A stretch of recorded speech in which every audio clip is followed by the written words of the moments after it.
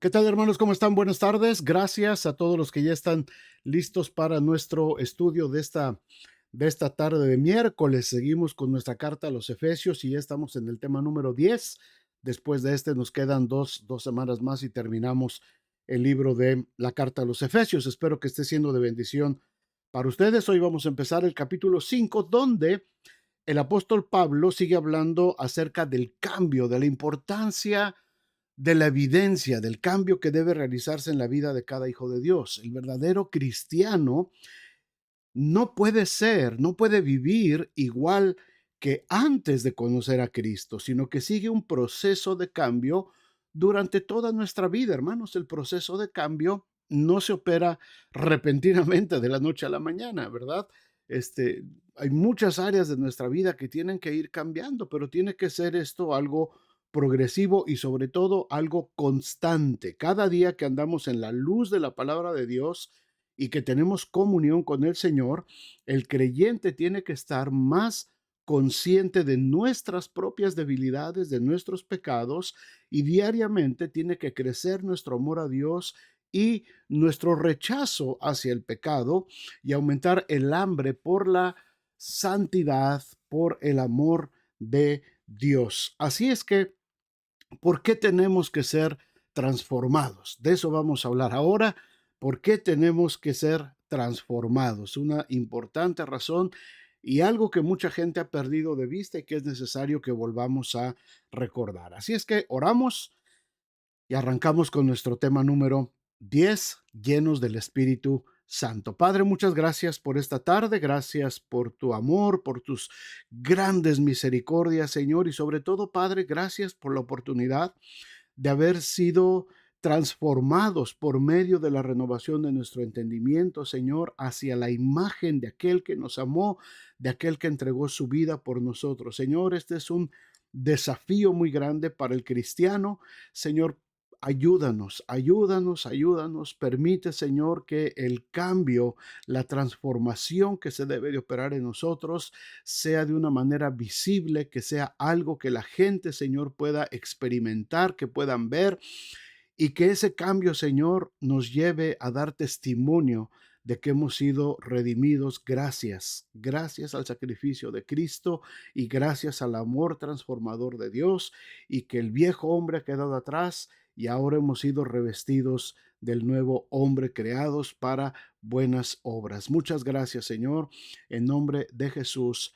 Amén y amén. Bueno, pues muchas gracias entonces, hermanos, a los que ya están reunidos, y vamos a empezar con nuestro estudio en el capítulo 5 de el libro de la carta a los Efesios.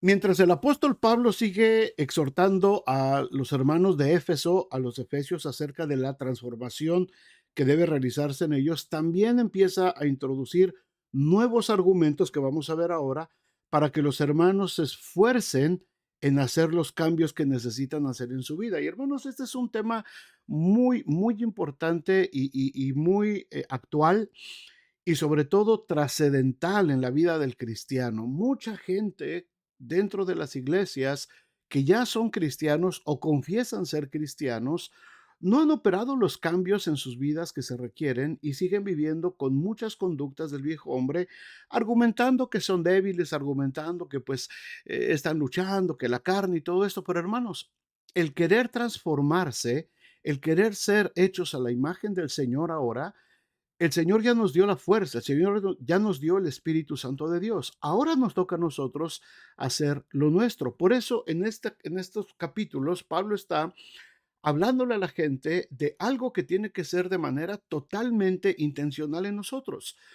Yo no puedo esperar que venga una luz del cielo y de la noche a la mañana me transforme y me vuelva un ser completamente de luz y un ser completamente a la imagen del Señor. Estos son cambios, son transformaciones en nuestras conductas, en nuestros hábitos, que se deben de operar de manera totalmente intencional por parte nuestra. Nosotros tenemos que participar y tenemos que hacerlo. El Señor ya nos dio la fuerza, ya nos dio la palabra, ya nos dio las razones.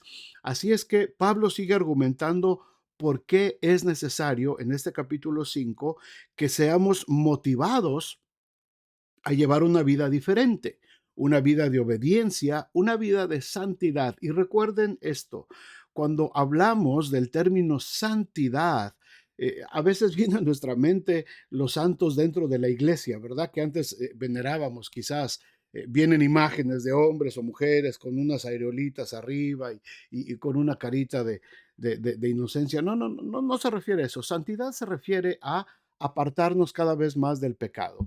En la medida en que nos apartamos más de esas costumbres pecaminosas, nos acercamos más a la santidad de Dios, ¿verdad? Es un balance. Mientras más me acerco a Dios, más me alejo entonces del pecado. Mientras más conozco de la palabra de Dios, mientras más oro, mientras más sirvo al Señor, más me alejo de las condiciones del pecado. Así es que de eso se trata la santidad. Ahora, ¿cuáles son las razones que marca Pablo en este capítulo 5 por las cuales tenemos que ser santos? ¿Por qué tenemos que empezar este proceso de transformación? Dice, eh, vamos a ponerlo aquí, Efesios 5, versículo 1.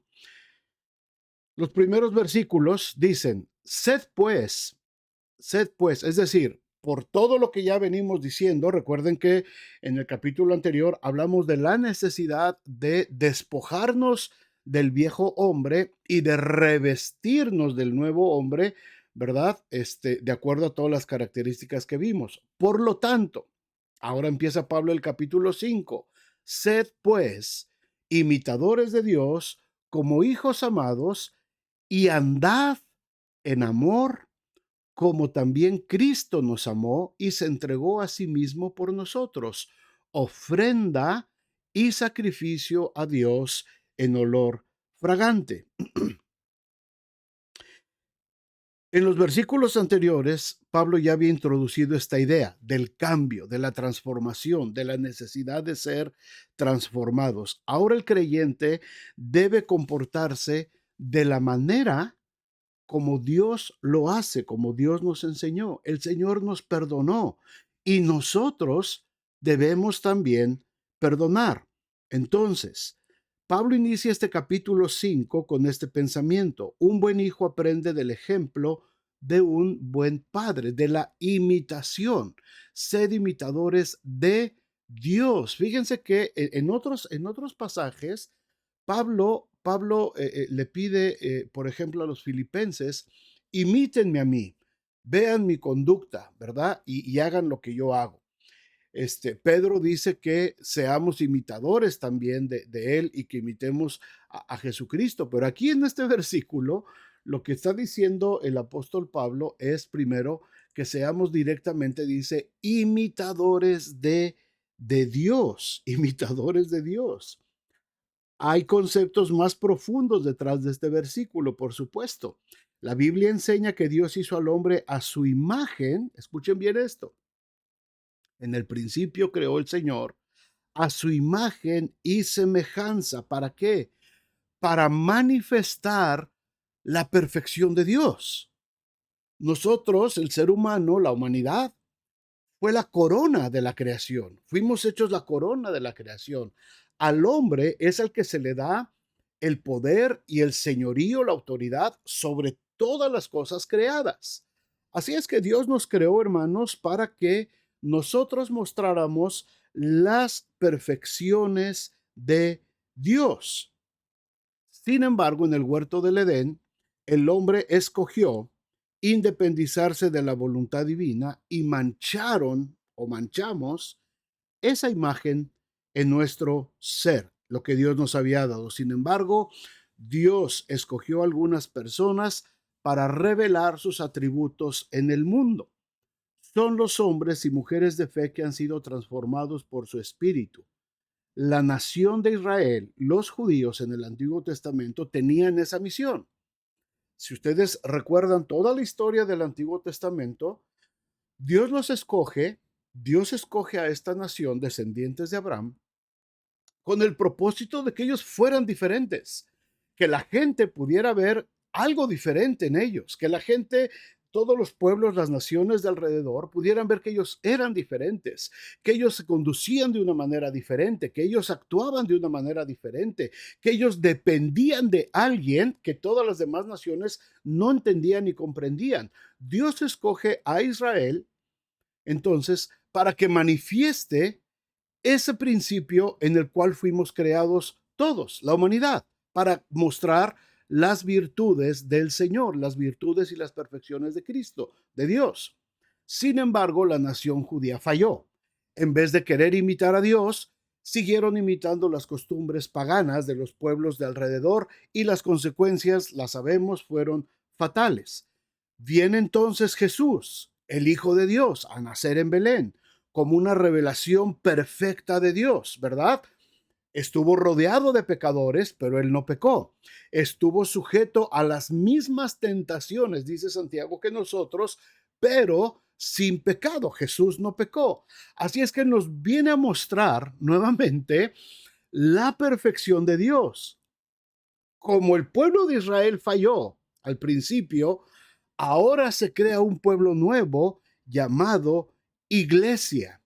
Y la iglesia se convierte en la morada del omnipotente en la tierra, porque donde yo esté, donde dos o tres estén congregados en mi nombre, ahí estaré yo en medio de ellos. Así es que ahora es la iglesia, hermanos. Por eso la importancia del concepto de iglesia. Por eso hemos estado hablando tanto acerca de que no se trata de llaneros solitarios, de cristianos aislados por acá, por allá, misioneros sin ton y son, autonombrados y solamente se trata, hermanos, de la iglesia. ¿Por qué? Porque Dios escoge a la iglesia, al conjunto de personas llamadas de afuera del mundo hacia adentro, llamados a mostrar, dice el apóstol Pedro, las virtudes de aquel que nos llamó de las tinieblas a su luz admirable. Lo que Dios escogió para Israel en el Antiguo Testamento se lo traslada ahora a la iglesia. Así es que ahora la iglesia, los cristianos, tenemos que vivir de una manera imitando, siendo imitadores de Dios. Por eso estamos como iglesia y tenemos que estar unidos y por eso tenemos que trabajar juntos para poder aprender y para poder estar mostrando estos atributos del Señor. Al igual que Israel en la antigüedad, los creyentes han recibido el mandato: sed santos porque yo soy santo. En primera de Pedro 1:16 dice la Biblia esto. Entonces, no era solamente una manera de hablar de Pablo cuando les dice a los efesios: sean pues imitadores de Dios. Los cristianos somos el templo del Señor en la tierra y tenemos que reflejar y tenemos que revelar la persona de Cristo a través de nosotros, así como hace la luz en medio de las tinieblas. Pablo enseña que el amor es la cualidad fundamental para vivir la ética cristiana, la conducta cristiana, especialmente en las relaciones interpersonales y en la unidad del cuerpo de Cristo. Por eso dice: andad en amor, como también Cristo nos amó. Y fíjense la comparación. Nos entregó al grado de entregarse a sí mismo, ofrenda y sacrificio a Dios en olor fragante. El amor significa entregarse a otras personas como Cristo se entregó a nosotros. Hermanos, no hay más que hablar del ejemplo de amor que tenemos en Cristo. Y ese es el nivel de amor que debemos de llegar a experimentar entre nosotros. Vuelvo a insistir, por eso, hermanos, tan importante el concepto de iglesia. Por eso es tan importante entender la función de la iglesia. Entiendo que la iglesia está, quizás hay personas que no son todavía totalmente transformadas. Entiendo que en la iglesia todavía se respiran celos, a veces se respiran contiendas, a veces se respiran disensiones. Entiendo que en la iglesia la gente no es perfecta. Entiendo que en la iglesia hay mucha gente que todavía sigue batallando con ciertas áreas de su vida y que está cambiando. Pero aún así, hermanos, aún así, la iglesia, con toda la imperfección que nosotros podemos ver con nuestros ojos naturales, la iglesia ha sido llamada a ser perfecta delante de Dios por el simple hecho de que Cristo nos amó, de que Cristo se entregó para nosotros como ofrenda y sacrificio en olor fragante hacia Dios. Y eso nos obliga, no nos justifica ni nos excusa a seguir viviendo de una manera desordenada. Todo lo contrario, este amor, este sacrificio de Cristo nos obliga, nos compromete a ser transformados, a dejar todo lo que el mundo nos había enseñado y ser transformados en esta nueva imagen, en esta nueva conducta, en revelar las perfecciones de Dios al mundo, para que el mundo crea que el Señor es real, ¿verdad? En esto conocerán que sois mis discípulos, dijo Jesús, en que os améis unos a otros. Oye, pero amar al hermano que habló mal de mí, hablar a aquel hermano que cometió un pecado tan grande, amar a aquel hermano que se robó el dinero, amar a aquel hermano que cometió adulterio, fornicación, hablar a aquel hermano que me robó en un negocio que hicimos, ¿cómo lo voy a amar? Hermanos, ese es el gran reto de la iglesia. Ese es el gran reto de la iglesia, que nos amemos a pesar de nuestras imperfecciones. Y vuelvo a insistir en esto. Este amor no es una excusa ni es una justificación para que yo pueda hacer lo que quiera con los hermanos, abusar, tratar mal, ofender. Total, los hermanos tienen la obligación de amarme y de perdonarme. No, no, no, no, no, no, no. No, no, no. Porque los que hemos muerto al pecado, ¿cómo viviremos aún en él? Esto me obliga a ir y pedir perdón al hermano. Esto me obliga a acercarme y a limar cualquier tipo de aspereza que pueda haber con mi hermano. ¿Por qué? Porque de otra manera estoy dañando la unidad de Cristo. Estoy dañando el testimonio de la iglesia, del cuerpo de Cristo, y mi obligación es retirarme de la vida de pecado y acercarme hacia la vida de santidad. Ahora, Pablo menciona aquí una serie de actitudes de las que tenemos que huir, de las que tenemos que salir, pero corriendo de todo eso, ¿verdad? Pasa de este amor verdadero y compara Pablo en estos siguientes versículos del 3 al 7 todo lo que es la perversión del amor, pasando del sacrificio a la indulgencia personal. Habla de cristianos que vivían en un mundo donde la pureza sexual y la fidelidad matrimonial prácticamente no existían. La sensualidad permeaba la sociedad y la religión. Recordemos que Éfeso, la ciudad de Éfeso, era la sede de la adoración a la diosa Artemisa o Diana, ¿verdad? Así se llamaba también. Era la diosa de la fertilidad, cuyos ritos incluían orgías, prostitución. La fe cristiana introdujo en ese escenario tan difícil, hermanos, una norma de moralidad que el ciudadano de ese tiempo no conocía. Ellos no entendían por qué tenían que ser maridos de una sola mujer. Ellos no entendían por qué tenían que respetar a las mujeres de la manera como Dios las había creado y respetarlas, y que no eran objeto solamente de uso para sus placeres solamente. Lo mismo los hombres para las mujeres. Recuerden que el templo de Diana en Éfeso tenía sacerdotisas que ejercían la prostitución dentro de ese templo. Así es que esta sociedad, este grupo de gente, esta ciudad de Éfeso, ellos no conocían las normas morales de Dios. Y cuando se introducen todas estas normas, cuando Dios les dice, momento, es que eso que ustedes han vivido no es lo que tienen que vivir. Ustedes tienen que vivir como yo diseñé al hombre y a la mujer desde el principio. Y entonces empieza a hablar aquí Pablo de todo lo que estos ciudadanos de Éfeso estaban viviendo. Fornicación, toda inmundicia o avaricia, ni aun se nombre entre vosotros como conviene a santos, ni palabras deshonestas, ni necedades, ni truhanerías que no convienen, sino antes bien acciones de gracias, porque sabéis esto, que ningún fornicario o inmundo o avaro que es idólatra tiene herencia en el reino de Cristo y de Dios. Nadie os engañe con palabras vanas, porque por estas cosas viene la ira de Dios sobre los hijos de desobediencia. No seáis, pues, partícipes con ellos. Así es que, hermanos, aquí cuando Pablo empieza a hablar de estas cosas, habla primero de la fornicación. Se refiere a toda forma de inmoralidad y perversiones sexuales, incluyendo adulterio, incesto, homosexualidad. Después menciona la inmundicia. Generalmente se relaciona con los pecados de índole sexual.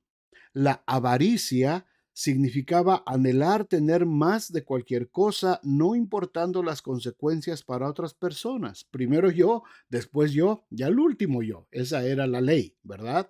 Y seguramente aquí también se refiere a la codicia sexual. En el versículo 4 ya habla acerca de las palabras deshonestas que tienen relación con el comportamiento y con la comunicación obscena. Palabras deshonestas, groserías, albures, dobles sentidos, ofensas, burlas hacia otras personas. Ahora lo conocemos en este tiempo como el bullying famoso, ¿verdad?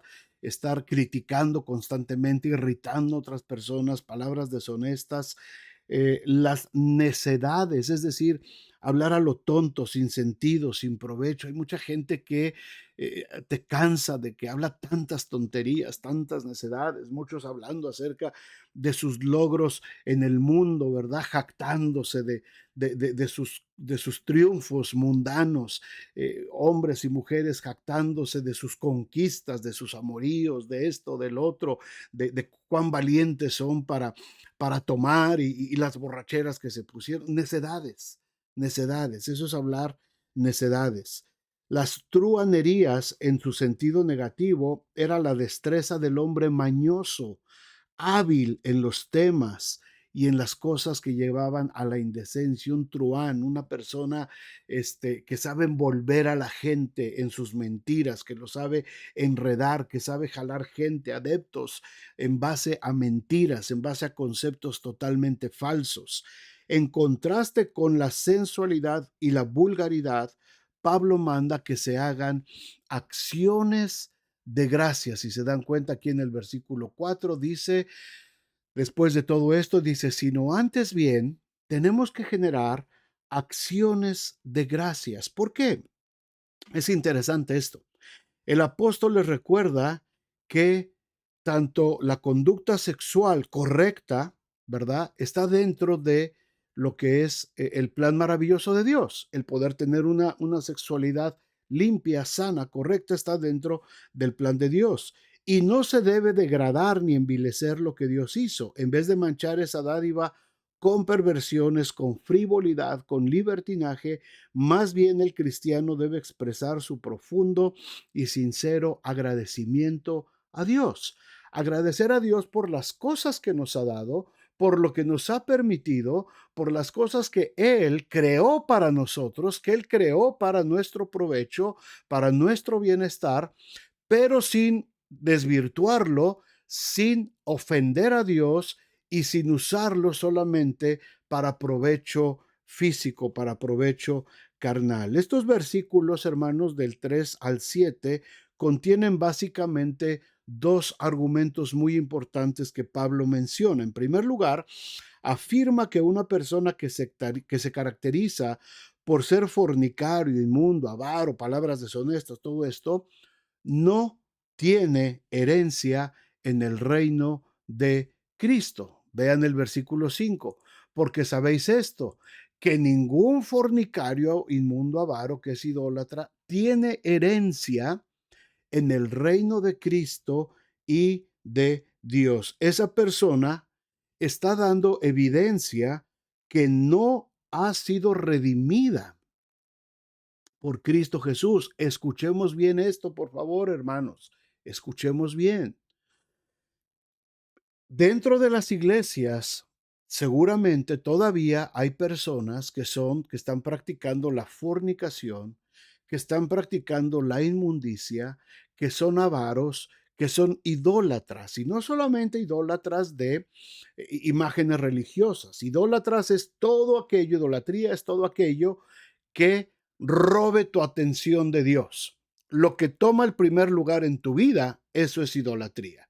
Si pones en primer lugar tu diversión, tus placeres, tu casa, tu carro, tu familia inclusive, antes que Dios, se convierte en idolatría. Así es que si tenemos gente dentro de la iglesia que todavía practica estas cosas, tenemos que entender esto. Estas personas están dando evidencia de que no han sido redimidas por Cristo todavía, aunque digan que son cristianos, aunque vayan a la iglesia, aunque participen en algunas actividades dentro de la iglesia. Este es el primer argumento. ¿Verdad? Los que practican estas cosas no tienen parte en el reino de Dios. Los que persisten en este tipo de conducta. Ahora, entendamos esto que estamos diciendo. Esto es un proceso. ¿Por qué? Porque esto aquí era donde vivíamos. En estas cosas era donde vivíamos. Estas eran las actividades que nuestras vidas realizaban antes de venir a Cristo. Sin embargo, una vez que vengo a Cristo, estas cosas, hermanos, tienen que ir desapareciendo de mi vida. Las tengo que ir eliminando, se tienen que ir desvaneciendo totalmente. Y el amor a Dios, el amor al Señor, el amor a la iglesia, mi participación, mi lectura de la palabra de Dios, mi comunión con Dios tiene que ir en aumento. Mi santidad con el Señor tiene que ir en aumento y esto tiene que ir desapareciendo. Ahora, si ya pasaron años, años dentro de la iglesia y mi conducta sigue siendo esta, entonces estoy dando evidencia de que yo no he sido redimido por la sangre de Cristo Jesús, diga lo que diga. Este es el primer argumento que Pablo muestra. El segundo argumento que Pablo nos muestra aquí es que por causa de cometer pecados como estos, los no creyentes son objetos de la ira de Dios. Dice, nadie os engañe con palabras vanas.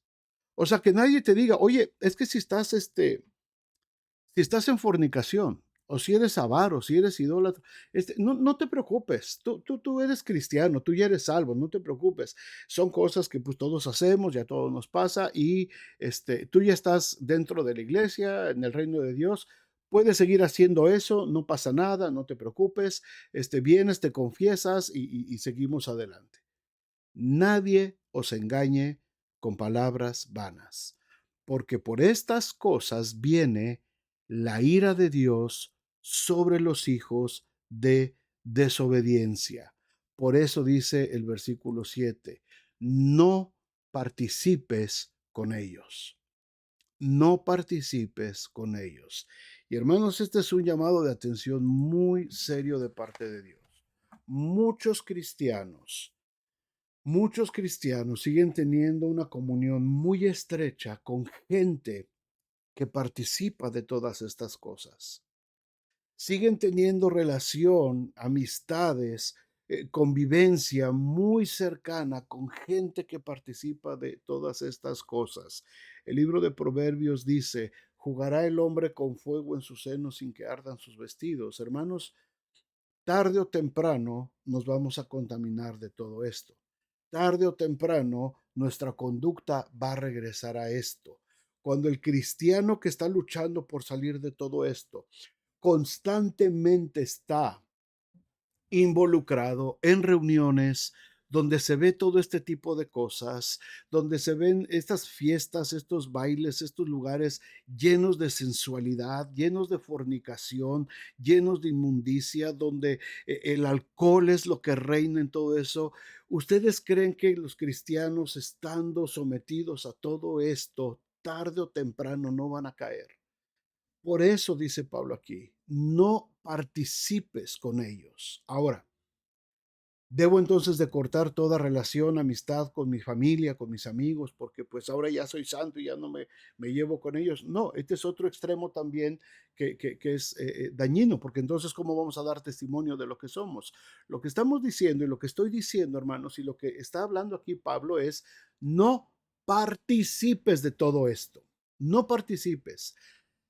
Hay un momento, hermanos, en que las reuniones Si tú vas a una fiesta, un cumpleaños, una boda, una reunión familiar, está bien, llegas, participas, estás con ellos, convives, comes con ellos. Pero ustedes lo saben mejor que yo. Llega un momento siempre en estas reuniones, en esas fiestas, donde la cosa ya empieza a crecer. ¿Por qué? Porque ya comimos, ya estuvimos, ya celebramos, ya compartimos con todos, y de pronto el río de alcohol empieza a correr más rápido, ¿verdad? Y de pronto vente compadre y mira, y aquí traigo el tequila, y aquí traigo esto, y aquí traigo el whisky, y aquí traigo el ron, y aquí traigo un 24 de cervezas, y vénganse para acá. ¿Y a poco no? Se empieza a hacer la bolita aparte y empiezan a destapar las cervezas o empiezan a pasar los tragos. Llega un momento en la fiesta en que cuando empieza eso, inmediatamente empieza la música y los ritmitos sensuales y todo esto, y las mujeres medias vestidas empiezan a pasar a la pista y los hombres ahí están con las cervezas, están tomando, babeando, perdón la palabra, ¿verdad? Literalmente viendo cómo las mujeres están contorneando sus cuerpos y cómo se están moviendo y cómo están bailando, y entonces viene la comadre. O sea que, hermanos, a esto se refiere el apóstol Pablo. No participes de todo esto. Cuando vas a reuniones, cuando vas a fiestas, cuando sabes que ya estuviste con la familia, con los amigos, y cuando la cosa se empieza ya a poner de esta manera, pues muchas gracias, que Dios les bendiga a todos, me dio gusto saludarles, estar con ustedes, hasta pronto, punto. No participes de eso. ¿Por qué? Porque te vas a quemar, porque te vas a quemar, porque la presión para que hagas lo que ellos están haciendo va a ser tan grande, y como antes eso era parte de tu propia naturaleza, va a llegar el momento que vas a decir, ok, solo una, bueno, solo dos, bueno, solo tres. Compadre, ¿me concede esta pieza? Solo una, comadre. Y después fueron dos, y después fueron tres. Y cuando te das cuenta, estás otra vez envuelto en todo este tipo de cosas que están pasando. No seáis partícipes con ellos. Esto es lo importante, hermanos. No seamos partícipes con ellos. Tenemos que apartarnos de todo esto. ¿Por qué? Versículo 8. Porque en otro tiempo, vean, hermanos, deleítense con esta palabra, por favor. Deleítense junto conmigo. En otro tiempo erais tinieblas, mas ahora sois luz en el Señor. Andad, condúcete como hijo de luz, porque el fruto del Espíritu es en toda bondad, justicia y verdad, comprobando lo que es agradable al Señor. Y no participéis de las obras infructuosas de las tinieblas, sino más bien reprendedlas, porque vergonzoso es aún hablar de lo que ellos hacen en secreto, mas todas las cosas, cuando son puestas en evidencia por la luz, son hechas manifiestas, porque la luz es lo que manifiesta todo, por lo cual dice, despiértate tú que duermes, y levántate de los muertos, y te alumbrará Cristo. Hermanos, Dios es luz, no oscuridad, no tinieblas. Esta es una serie de contrastes que Pablo sigue haciendo entre la vida de pecado y la vida de obediencia. Pablo usa una de las figuras más antiguas, la luz, la luz. Cuando se habla en Génesis que Dios dijo, sea la luz, y cuando separó Dios la luz de las tinieblas, de la oscuridad, se instituyó una de las realidades más evidentes y determinantes de la experiencia diaria del hombre. La gloria de Dios que guió al pueblo de Israel y habitó en el tabernáculo primero en el desierto y después en el templo que levantó Salomón, manifestó su majestad, santidad y resplandor. Siempre había luz, ¿se acuerdan? Una columna de fuego con apariencia de fuego alumbraba al pueblo de Israel por las noches. Cuando la gloria de Dios se manifestó en el templo, la luz del Señor inundó completamente lo que estaba en tinieblas. Dios alumbra al hombre para que pasemos del reino de las tinieblas al reino de la luz. Dios es luz. Dígalo conmigo, ahí en su lugar donde está. Dios es luz. Por lo tanto, mis amados hermanos, por lo tanto, el creyente es luz también. Si Dios es luz, yo me convierto también en luz. Jesús lo dijo. Vosotros sois la luz del mundo. Nos maravillamos de que el creyente es luz por estar unido a Cristo. Yo no brillo por mí mismo. La luz no sale de mí. Yo no tengo la capacidad de producir esa luz. Es Cristo unido conmigo. Es mi vida puesta en Cristo que entonces refleja la luz del Señor en mi vida. Ya no participo de las tinieblas, sino de la vida de Jesucristo. Andar como hijos de luz nos tiene que dar resultados, hermanos. Si andamos como hijos de luz, tenemos que andar resultados. ¿Qué resultados nos da andar como hijos de luz? Dice que produce los frutos de toda bondad, justicia y verdad. Versículo 9, véanlo conmigo. Dice, y está así como entre paréntesis, porque el fruto del Espíritu es en toda bondad, justicia y verdad. La primera es contraria a la bondad, es contraria a toda la malicia, de todo lo que se habló en los versículos anteriores. Significa la benevolencia que se manifiesta en la práctica, el volvernos hombres, mujeres, bondadosos, bondadosos, ¿verdad? No vengativos, no rencorosos, no buscar desquitarnos, sino bondadosos. El poder dar, el poder servir, el poder estar viviendo con toda humildad delante de todos los demás. Dios nos llamó precisamente a eso. La justicia tiene que ver con la integridad y con la rectitud moral. El mundo es injusto. La gente vive en injusticia. La gente vive en en su propio concepto de moralidad. Nosotros vivimos en el concepto de moralidad de parte de lo que la Biblia nos manda, ¿verdad? En este tiempo específicamente, el mundo, las corrientes ideológicas, ellos están creando sus propias normas de moralidad. Ellos están decidiendo qué es lo bueno y qué es lo malo. Ellos están decidiendo qué es lo aceptable y qué es lo no aceptable. Ellos están decidiendo si mi vida llena de inmoralidad es buena. ¿Por qué? Porque yo creo que es buena y a mí me basta con creer que es buena mi vida que estoy viviendo para declarar que esa vida es moralmente buena. Nosotros como creyentes, hermanos, no nos guiamos por lo que nosotros creemos que es bueno. Mi código de conducta, el código de ética que yo sigo, es el que la palabra de Dios establece desde un principio, porque aquí no hay error, porque aquí no hay posibilidad de que me equivoque. Si la Biblia dice que esto es malo, punto. Aunque yo lo quiera arreglar y le quiera poner matices, si la Biblia dice no lo hagas, no lo hago y punto, no me va a pasar nada. Al contrario, voy a evitar la ira de Dios sobre mi vida. Y no es que Dios me va a aventar un rayo para castigarme, sino que el pecado siempre va a traer consecuencia, porque la paga del pecado es muerte. Si yo estoy infringiendo constantemente todos estos pecados, hermanos, tarde o temprano voy a tener que pagar la factura de lo que estoy haciendo. Eso es la ira de Dios. Eso es la ira de Dios. No es que Dios me va a castigar, es que yo voy a caminar hacia lo que Dios dijo, que todo eso es un camino de destrucción. Así es que la justicia tiene que ver con integridad y con rectitud moral.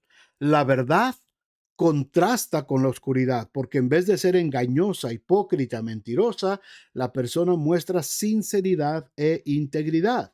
Andar como hijo de luz involucra la decisión de agradar a Dios como prioridad en la vida, ¿verdad?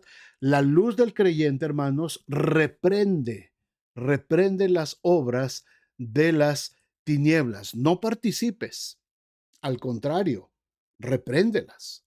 Cuando veas que alguien está haciendo algo que tiene que ver con el mundo de las tinieblas, repréndele. en amor. Repréndele, exhórtale, dile, eso no está bien hecho. Levanta la mano y levanta la voz cuando veas que algo no se está haciendo de acuerdo al código de ética que Dios nos ha mandado. ¿Esto nos va a traer enemigos? Por supuesto que sí. ¿Nos va a traer pleito? Por supuesto que sí. Pablo estuvo en la cárcel muchos años por hablar la palabra de Dios. Muchos cristianos les costó la vida, mis amados hermanos, por sostener la verdad del evangelio en contra de las mentiras de lo que se estaba hablando en la sociedad y en la cultura. ¿Por qué? Porque el evangelio no tiene que ver con cultura, con folclore, con modernidad, con pensamientos humanos. Tiene que ver con la palabra de Dios, tiene que ver con lo que Dios ha decretado. Así es que el cristiano no puede participar de esas obras infructuosas, es decir, que no producen ningún fruto, no producen ningún fruto, sino más bien tenemos que reprenderlas. El creyente no debe estar ocupado en y conversando sobre esos pecados, ni siquiera los menciones, dice. La discusión de ellos puede darles una notoriedad y atracción indebida. Probablemente el sentido de este versículo es el siguiente, del versículo 13, cuando dice, mas todas las cosas, cuando son puestas en evidencia por la luz, son hechas manifiestas, porque la luz es lo que manifiesta todo.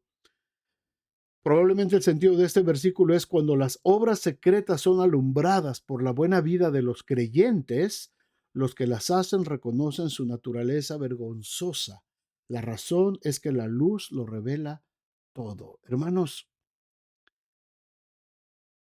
cuando en una reunión donde está un grupo de personas y están hablando y están haciendo chismes y están murmurando y criticando y comiéndose ondas a otras personas, y el cristiano dice, ¿saben qué? No está bien que estemos hablando de esto ni que hablemos mal de esta persona. Nosotros tenemos que mantenernos íntegros. Yo no voy a participar de esto, yo no voy a hablar, yo no voy a participar de estos chismes. En ese momento, hermanos, la actitud, la luz del creyente está avergonzando las tinieblas de los que están haciendo eso. Cuando estás en una reunión con otras personas y todos están emborrachados y tú dices, yo no voy a participar de esto. ¿Saben por qué? Porque esto es vergonzoso lo que están haciendo. Porque esto lo único que va a pasar es que si se atreven, por ejemplo, a manejar ahorita, van a causar accidentes donde gente inocente va a sufrir también. Lo que ustedes están haciendo es vergonzoso. ¿Por qué? Porque sus hijos los están viendo en esa situación tan vergonzosa. Porque mañana cuando amanezcan se van a sentir mal y van a sentir vergüenza por lo que hicieron. Esa es la luz del cristiano. Esa es la luz del cristiano reprendiendo la obra infructuosa de las tinieblas. Cuando las obras del cristiano alumbran las tinieblas, muestra su naturaleza vergonzosa. Así es que la razón es que la luz lo revela todo. La luz lo revela todo, por lo cual dice, y este es un llamado que le tenemos que hacer a la gente que no conoce del Señor y a los que todavía andan participando de todo esto, aun cuando vengan a la iglesia, despiértate tú que duermes, levántate de los muertos y deja que la luz de Cristo alumbre sobre tu vida. Deja que la luz de Cristo alumbre sobre tu vida.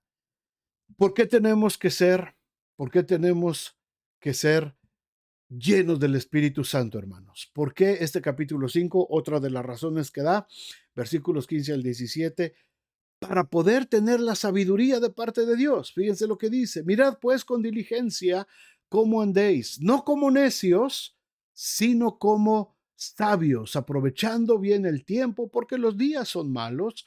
Por tanto, no seáis insensatos, sino entendidos de cuál sea la voluntad del Señor. Tenemos que ser sabios. ¿Para qué? ¿Para qué quiero ser sabio? Ser sabio es no ser necio. No quiere decir que tengas demasiado conocimiento, no quiere decir una persona sabia. Pensamos inmediatamente en Platón, en Aristóteles, en Sócrates. No, no, no, no, no. No estamos hablando de ese tipo de sabiduría humana. Estamos hablando de que una persona necia es la que actúa sin habilidad, sin experiencia, busca metas secundarias, terrenales, materiales, una persona que descuida los valores y comportamientos espirituales. Por eso tenemos que ser sabios para huir de todo eso. Pablo enfoca la mente y voluntad del creyente como la clave de esta conducta.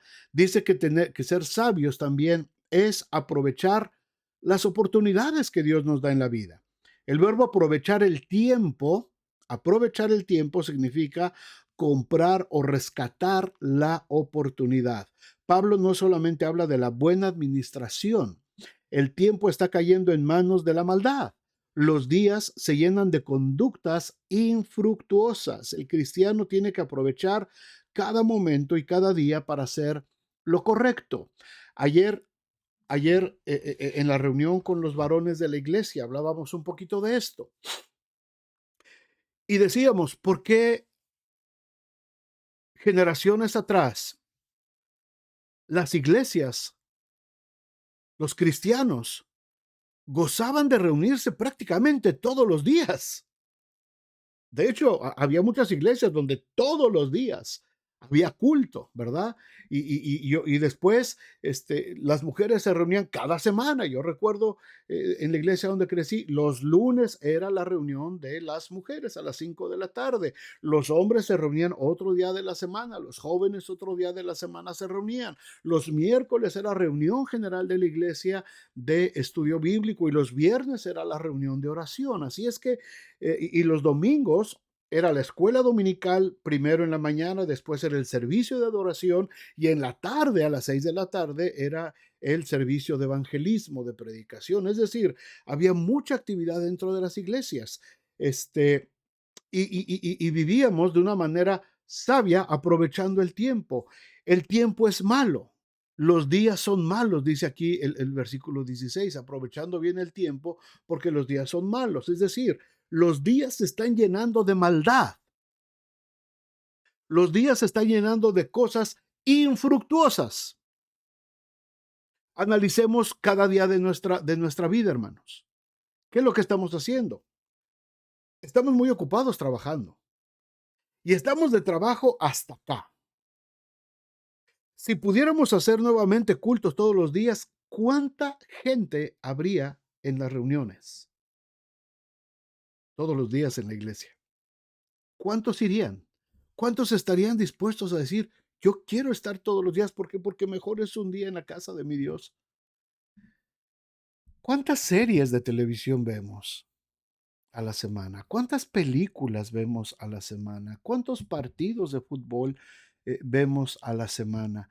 ¿Cuánto tiempo invertimos de horas después de nuestras horas regulares de trabajo? ¿Cuántas horas más estamos pidiéndole a nuestros jefes que nos den el llamado overtime, el tiempo extra para seguir trabajando más? Ya trabajaste 8 horas, pero quieres 10, 12, 14. ¿Por qué? Porque hay muchas cosas que comprar, hay muchas cosas que gastar. Necesito remodelar la casa y voy a comprar otra casa y voy a comprar otro carro y la ropa y los lujos y los juguetes y esto y el otro. Y nos empezamos a llenar de tanto afán y ese afán requiere que nos esclavicemos cada vez más y que apartemos más tiempo. ¿Y qué pasa con el tiempo de Dios? ¿Qué pasa con el tiempo de Dios? Gracias a Dios, ayer los varones de nuestra iglesia local aquí en South Bend, los varones dijeron, ya no queremos reuniones quincenales de varones, queremos reuniones semanales.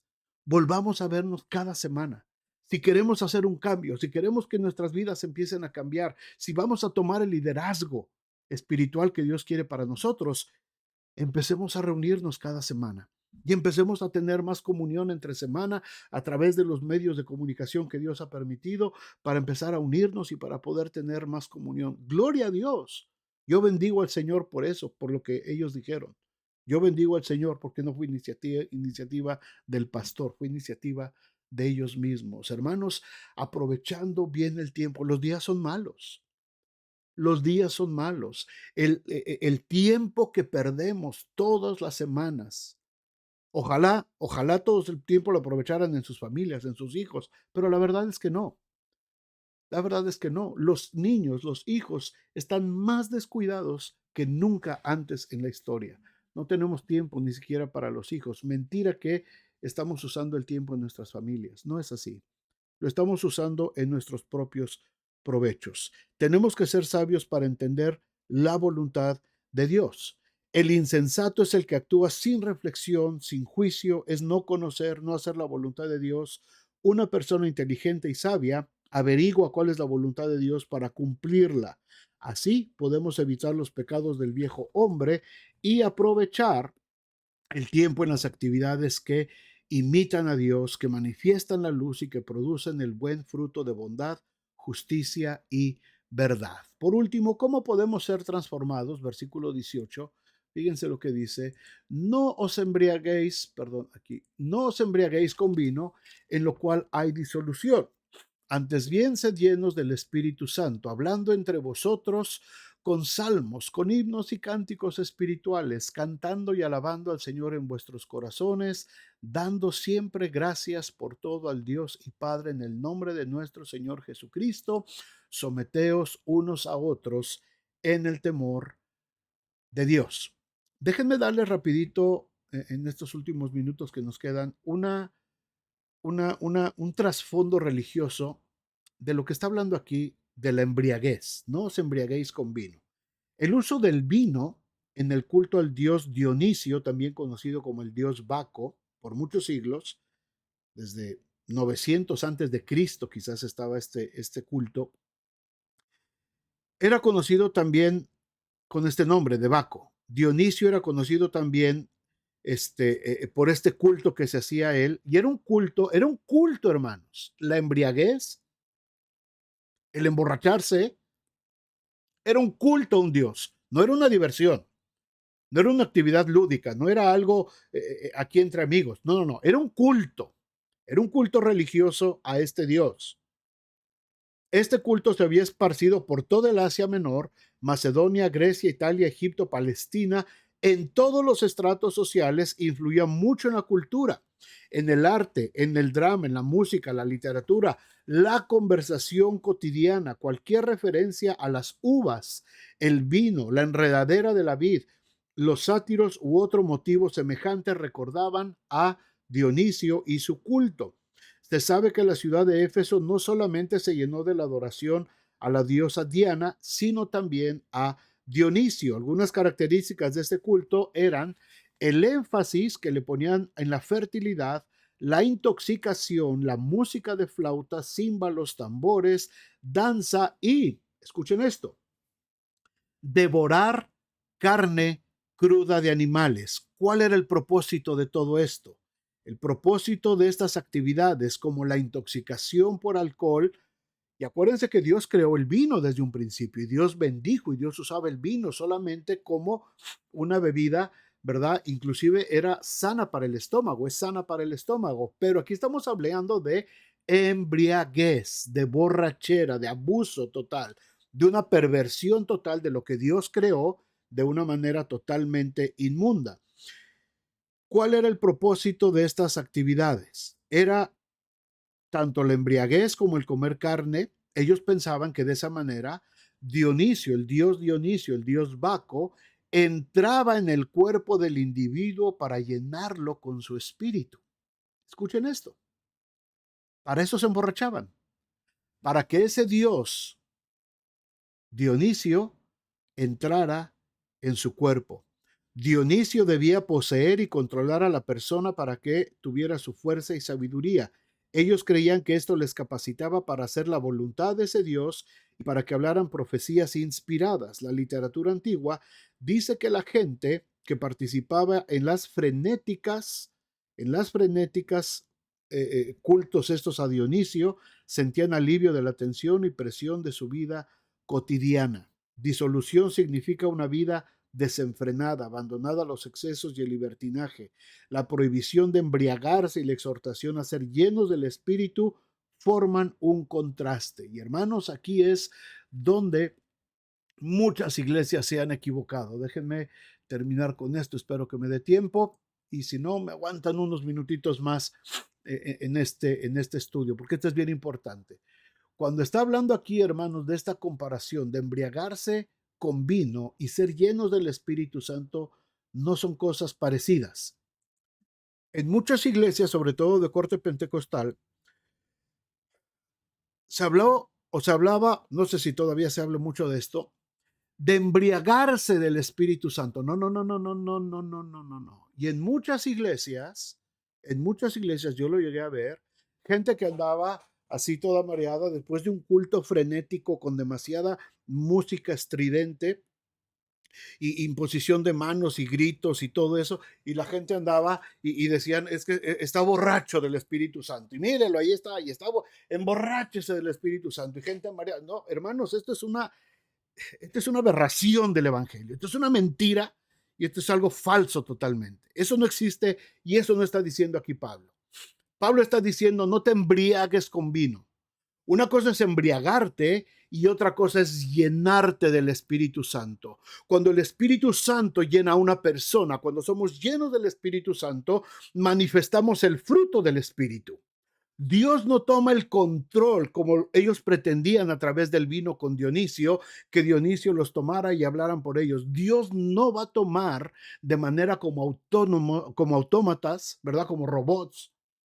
Dios no te va a tomar, te va a robar tu personalidad para empezar a hablar y para empezar a dar profecías sin ton y son. No, hermanos, no. Así no funciona. Ser llenos del Espíritu Santo tiene que ver tiene que ver con la sabiduría de parte de Dios que viene para nosotros. Tiene que ver primero una responsabilidad personal del creyente. Yo tengo que buscar la llenura del Espíritu Santo. Yo tengo que tener la iniciativa de buscar esa llenura del Espíritu Santo. El Espíritu Santo va a actuar para llenar mi vida. La participación del cristiano es permitir ser llenado por el Espíritu. Para eso tengo que quitar los obstáculos para que Dios haga lo que desea, que es poder usar mi vida. Tengo que ir a la medida que voy quitando yo los obstáculos, el pecado, todo lo que vimos ahorita, entonces mi vida empieza a ser llena del Espíritu Santo. En tercer lugar, la llenura del Espíritu Santo no es el privilegio de algunos cristianos especiales. Todos tenemos la oportunidad y la obligación de ser controlados por el Espíritu Santo de Dios. ¿Por qué? Porque se está formando un nuevo estilo de vida que es el que nos va a caracterizar siempre. Es importante recordar que el Espíritu Santo mora en cada creyente desde el momento en que confiesa a Jesucristo como Señor y Salvador. Somos sellados por el Espíritu Santo de la promesa, pero la llenura del Espíritu es permitir que el Señor cumpla sus propósitos para los que llegó a vivir en nuestra vida. Pero esto es de manera totalmente consciente. No se trata esto no es andar borracho en el espíritu. No, no, no, no, no. No se trata, no está hablando de emborracharse del espíritu. Esta es una blasfemia y esta es una herejía. Lleno del Espíritu Santo significa que revelas los frutos del Espíritu Santo en tu vida. No que actúas de manera incontrolable, inconsciente. Dijeron, muchas iglesias tomaron en cuenta o tomaron como base para esto, tomaron como base el capítulo 2 de Hechos, cuando la gente dijo, miren, están borrachos estos. Entonces vamos, no, no, no, no, no se trata de eso. Los que dijeron eso se estaban burlando de lo que estaba sucediendo. Pero los discípulos no estaban borrachos, como lo dijo Pedro. No estamos borrachos. Es el Espíritu Santo que nos está mandando a hablarles a ustedes las maravillas de Dios.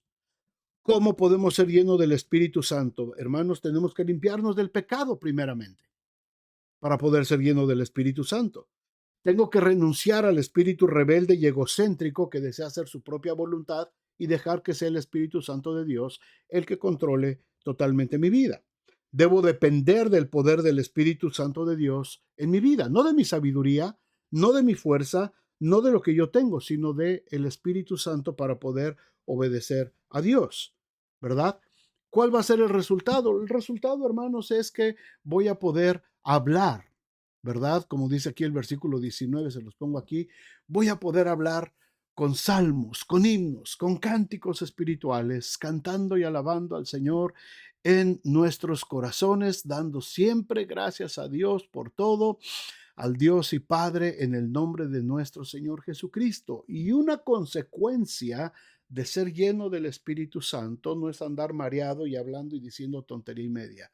Una consecuencia de que he sido lleno del Espíritu Santo es que he aprendido a vivir sometido unos a otros en el temor de Dios.